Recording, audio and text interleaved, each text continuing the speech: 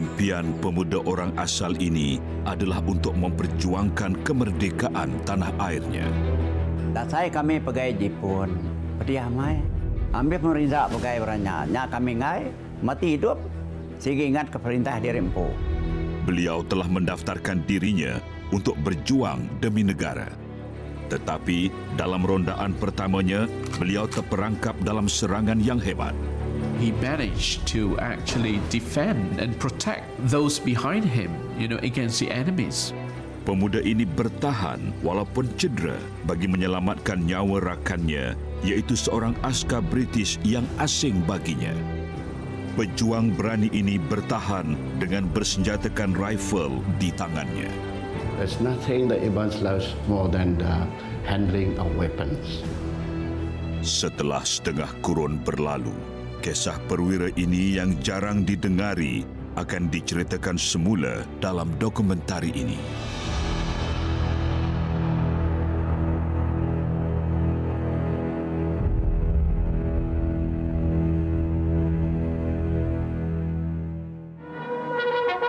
Penduduk Tanah Melayu merasa lega semula apabila Jepun kalah. Apabila tamatnya penjajahan Jepun di akhir Perang Dunia Kedua, Tanah Melayu berhadapan dengan satu lagi konflik, zaman darurat.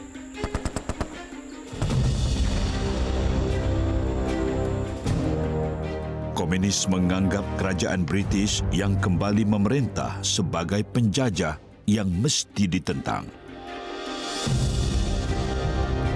Tentera Parti Komunis terus mengganas dan bertegas untuk menubuhkan corak kerajaan mereka sendiri. Mereka menggunakan taktik serangan gerila. Ini adalah suatu ancaman unik dan mencabar bagi pihak British. Gerila komunis mahir dengan selok-belok hutan tebal berbanding tentera British. Pihak British kian terdesak dan cuba mendapatkan bantuan penduduk tempatan. Soldiers were good at fighting, they got the guns, but you need somebody to do the tracking, to do the spying, to do the espionage. Seruan pihak British disambut oleh beberapa puak orang asal dari Sarawak yang ingin membantu. Masyarakat Iban merupakan kaum terbesar di Sarawak yang masyhur sebagai pemburu kepala atau pengayau Sarawak. Mereka mempunyai kemahiran yang diperlukan oleh pihak British. The Ibans can survive in the jungle for a long time without proper food. The ability to recognize the tracks, whether it's animals or humans, and to be able to hear from a distance, that's a special quality, special skill that the British needed. Terkenal sebagai pahlawan berani, masyarakat Iban yang amat serasi dengan hutan belantara menjadi senjata paling tajam bagi tentera British. Mereka diberi gelaran Iban Trackers. Menjadi Iban Tracker adalah kemegahan yang tinggi bagi pemuda Iban. Di kalangan ramai pemuda yang menawarkan diri ialah Awang anak Raweng. Bukannya minta ada boleh nak. Ketika dipilih orang, amai dek pengerai kan, dia rutuan mesti madah kan mesti nama-nama, ya, sikit dia pengerai dek, tubuh dia tinggi, membayar kira 5 kaki lebih 5 kaki. Kehandalan orang Iban bertarung tidak dapat dinafikan. The Ibans have been known as descendants of headhunters, and to be a headhunter, you've got to be very brave. There's nothing that Ibans loves more than the handling of weapons. Namun, hanya calon yang paling layak bakal terpilih. Baik kena boleh apa lain muat orang ringat pada hati. Nyumpailah kami ngelawan kita, kok tidak. Ringat pada hati nak boleh. Bagaimanapun, Awang telah terpilih. Kabar baik ini disampaikan sebaik sahaja doktor selesai memeriksa beliau. Agak hati lepas tinggi kat pengawaknya. Nak pengaga nyudan sampai lepas. Nyamai pediam punya ketika saya. Pemuda Iban yang terpilih menjalani latihan tentera selama sebulan supaya mahir mengendalikan senjata api. Kemudian, mereka ditugaskan untuk menjejak pemberontak komunis di dalam hutan Tanah Melayu. Perjuangan orang Iban membela tanah air bukanlah suatu perkara yang baharu. Pada awal abad ke-19, Borneo dijajah oleh suatu kuasa luar. Kesannya, laluan ke sungai dan laut disekat oleh penjajah yang mengakibatkan masyarakat Iban tidak dapat bergerak bebas. Penduduk marah dan mengadu tentang gangguan ini kepada ketua kampung bernama Rentap, seorang pahlawan yang terkenal dengan keberanian dan kemahiran. Rentap mengetuai pemberontakan Iban. So what would you expect them to? Of course, with a chief warrior like Rentap, they would definitely put up a resistance for that sort of encroachment. Musuh mereka ialah James Brooke, Gubernur yang baru dilantik yang juga dikenali sebagai White Raja of Sarawak. The White Raja was seen as a foreign power that were trying to somehow rid them of their own motherland. What the Iban did was actually to protect themselves against any foreign power that's coming over to take away their land. Tentera Rentap mendapat banyak sokongan daripada puak orang asal lain di kawasan itu. Gabungan ini menjadikan mereka musuh yang digeruni oleh James Brooke. Orang Iban rasamnya memang memancung kepala musuh yang tewas di medan perang. When they take heads, it's to show that some kind of a warning to their enemies that we could go to this extent.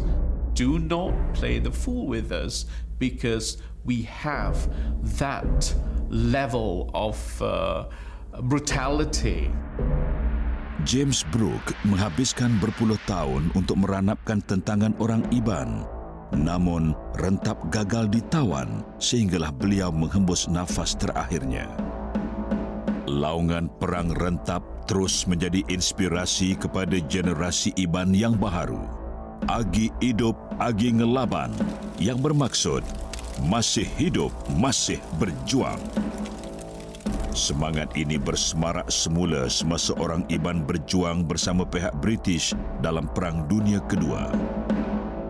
Tentera British kagum dengan mereka, bukan sahaja dengan kecintaan mereka kepada tanah air, tetapi juga kemahiran mereka.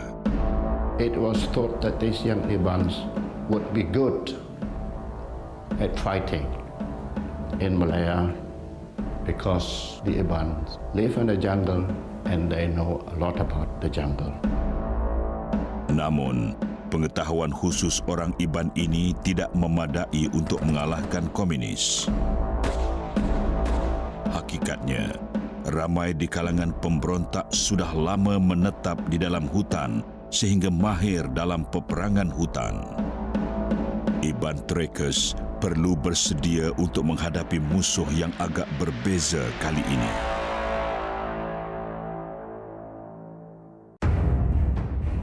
Pada Ogos 1948, selepas tamatnya Perang Dunia Kedua dan Jepun menyerah diri, keamanan yang dinanti-nantikan oleh penduduk Tanah Melayu tidak kunjung tiba.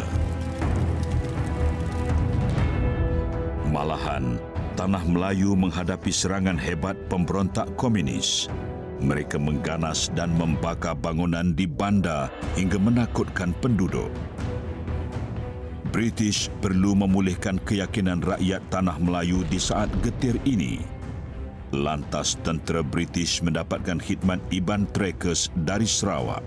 Terkenal sebagai pahlawan berani dan mahir dalam selok-belok hutan, Iban Trackers bakal membantu British menentang pemberontak. Pemuda Iban yang layak termasuklah Awang Anak Raweng, petani dari Skerang, Sarawak. Awang adalah antara penduduk Sarawak yang menyaksikan betapa ngerinya pengalaman dijajah Jepun hinggakan beliau bersumpah tidak akan membiarkannya berulang lagi. Saya kami pegawai Jepun, pediamai, kain baju penadai, garam belacan penadai, namanya pemakai penadai. Namun udah nggak saya, pemedia. merinsak udah pakai orang. Nak kami yang bakal tanya, kami gagah kan nolak perintah.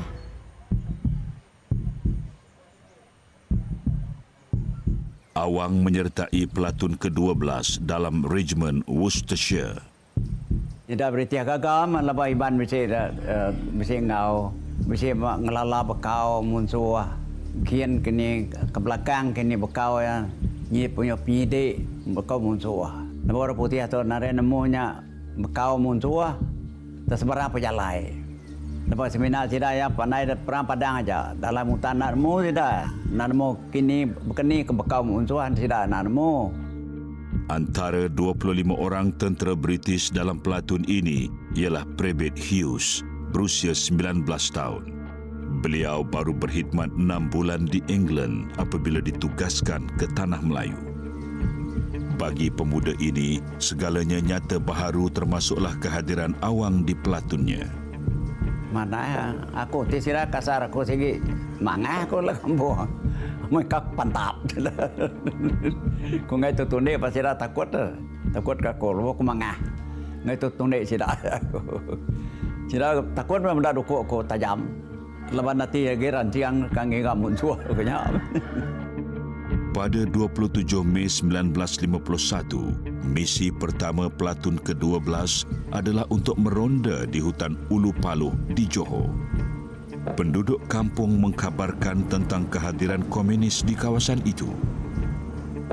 Pelatun ini bertindak penuh berjaga-jaga dan berwaspada. Kalau sama jenuh, nak ada pinggar. Ngisap nak tahu semua nak tahu. Persekitaran hutan yang tebal membuatkan misi ini amat berbahaya. Dengan berhati-hati, mereka mula menuju ke hutan. Setelah berjalan sepanjang setengah batu, tiba-tiba mereka diserang. Aku melihat, kamu tu aku. Orang lu nimbak. Kau sama timbak. Kau ni udahnya dia depannya duanya udah. Komander pelatun itu, Lieutenant Muda Morris, telah dibunuh. Beliau disusuli oleh seorang lagi askar.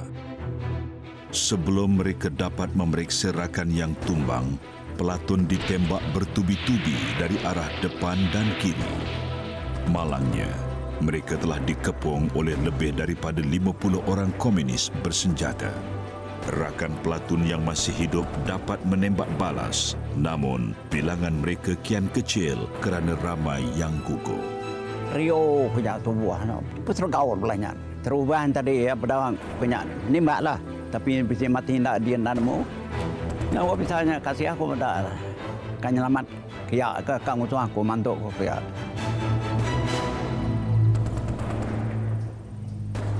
Ketika ramai tentera mula berundur untuk mendapatkan bantuan, Awang menyedari bahawa Brevet Hughes cedera parah.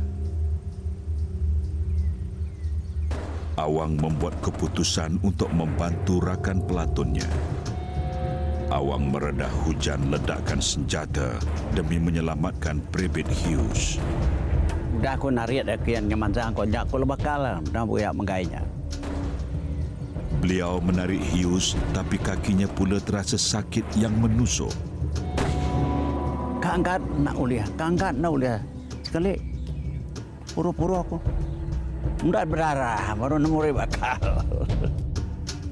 Tanpa menghiraukan kesakitan itu, beliau mengheret Brevet Hughes ke sebalik pokok tombang berhampiran. Hughes masih sedar meskipun cedera teruk. Awang pula mengalami pendarahan akibat luka tembakan. Giwa mati tu kan mati aku. Ada kacau aku. Entam saja. Mati puas hati kita mati. Sebab kita yang ngelaban. Menyerah kalah kepada musuh bukanlah sikap Awang. Balat timbak saya dah. Ngai kena kat dua itiknya agak kena. Lama aku bertimbang dia. Ngai agak kena lagi. Awang mula berasa letih setelah berjam-jam bertahan di kedudukannya. Beliau juga kian sedar tentang satu lagi masalah. Beri orangnya 50 pergi. Seteruamnya. Boleh ngalau banyak. nyakunya udah nemu orangnya kedai. Tinggal jangka aku 15 lagi dah. Sampai berani lagi dah. Dia nak mazangai menembak lagi. Nyaku petian meda aku dia. Awang kian jarang menembak. Musuh sekarang menyangka bahawa mereka akan memenangi pertempuran ini.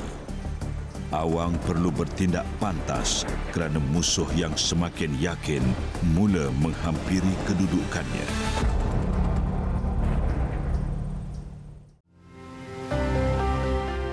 Iban tereka, Awang anak Raweng sedang berjuang seorang diri menentang puluhan komunis di hutan belantara Tanah Melayu. Nampaknya hari pukul 9 ni, nombor hari pukul 9 sampai pukul 3 malam. Awang telah mengheret Private Hughes, rakan pelatunnya yang juga cedera ke tempat yang selamat dan masih bertahan menghadapi musuh yang kian hampir. 4 jam berlalu, namun Awang enggan menyerah kalah. Komunis juga sedar bahawa tembakan ke arah mereka semakin kurang. Aku ngan nembaknya, lepas peluru kau nembak semua. Nanti tidak masalah baru. Tindakan Awang ini tinggi risikonya kerana musuh kian hampir. Apabila musuh cukup hampir dengannya, tiba-tiba Awang meledakkan senjatanya bertubi-tubi. Yang mancang 5 ekornya. Yang aku timbak aku. Mati megang tidak. Ini aku nak mencerita kerip. Rio punya tidak. Bulut kau. Rami tidak. Kejutan serangan Awang memaksa komunis berundur, namun mereka berkumpul dan mara semula ke arahnya demi membela kematian rakan mereka. Tuah Awang akan diduga sekali lagi. Nak baru aku, ya mereka aku. Bom tangan terakhir yang dihulurkan oleh Private Hughes terus disambar Awang dan pin dicabut dengan giginya. Awang melontarkan bom itu sekuat yang mungkin ke arah musuh.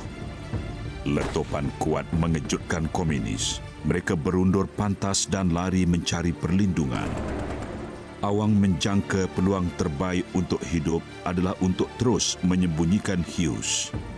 Aku mendaki adik anak ingar, aku muncul nemu dia. Lah aku ajak nampak aja aku. Nadai ke memunyi, tapi yang medak aja dah. Mata aku ajak. Hughes tiada pilihan selain bergantung nasib kepada Awang yang tidak begitu dikenalinya. Awanglah harapan yang Hughes ada untuk kembali ke pangkuan keluarganya. Selain adat berperang orang Iban, Awang percaya keberaniannya berperang disebabkan oleh keyakinannya kepada tangkal atau azimat.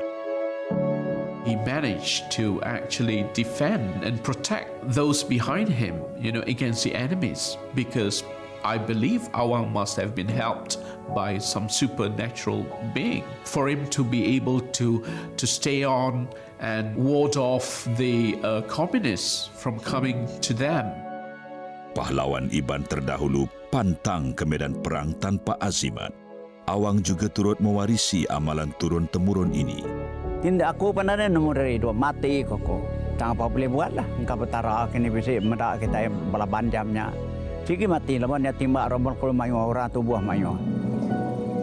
Keyakinan ini membantu Awang bertahan selama 6 jam sebelum bantuan tiba. Pasukan tentera bantuan itu begitu besar sehinggakan musuh terus berundur meninggalkan tempat itu. British terkejut menemui Awang dan Private Hughes masih bernyawa apabila mereka sampai di tempat kejadian. Kedua-dua mangsa yang terselamat itu lalu dibawa ke hospital untuk rawatan. Itulah misi tunggal mereka dalam peperangan menentang pemberontak. Awang tidak berjumpa Private Hughes di Tanah Melayu lagi selepas itu. 6 bulan selepas aksi berani Awang itu, beliau dijemput ke kediaman Gubernur untuk menerima suatu penghargaan. Britain honours a bush tracker named Awang for conspicuous gallantry in Malaya. The Governor of Sarawak reads the citation, and Awang walks up to receive the George Cross, the civilian VC.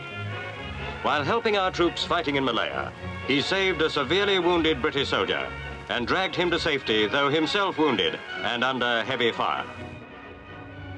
Beliau menerima anugerah George Cross daripada Gubernur Sarawak bagi pihak Ratu England. Beliau adalah satu-satunya rakyat Malaysia yang pernah menerimanya dan kerap dijemput untuk bertemu Ratu dalam tempoh 20 tahun yang lalu. Pada tahun 1993, Awang berpeluang menghadiri satu majlis yang dianjurkan oleh Ratu Elizabeth di Istana Buckingham. Baru ya Iban beratai rumahnya. Banyak jal tu kemalu. Ya pemanai penadai nan mu ja kurang. Tahu ngagai temu ngor raja tu. Upes kuyen. Nya ka iran hati aku. Semasa majlis sambutan ulang tahun ke-50 bagi penerima anugerah George Cross, beratus-ratus wira perang dari negara Commonwealth berkumpul di Istana Buckingham. Awang mengimbas kembali tentang pertemuannya dengan Ratu England. Ni nak takut raja. Kemanya Iban kalau bertemu raja kekuyannya kan. Nak gagal hati cepetku. Sinya takut ke? Nyo gagal hati, medaya nyo manari seri yang ketawa ya. Tapi jari ya. Bagi Iban ini yang kampungnya di hutan Sarawak, pengalamannya melawat istana itu tiada tandingannya. Awang juga pernah melawat Hughes di England dan selama 62 tahun mereka menjadi kawan karib. Walaupun kaki Hughes terpaksa dipotong akibat kecederaan yang dialaminya pada hari itu, beliau dan keluarganya menghargai keberanian Awang. Jadi ya, nama aku buah dia berani aku ya. Diingetan ke Yus, aku tidak menyari kami. Ketika nak berani aku, dia aku nak berani ya mati aku mati. Nama cerita gitu aku.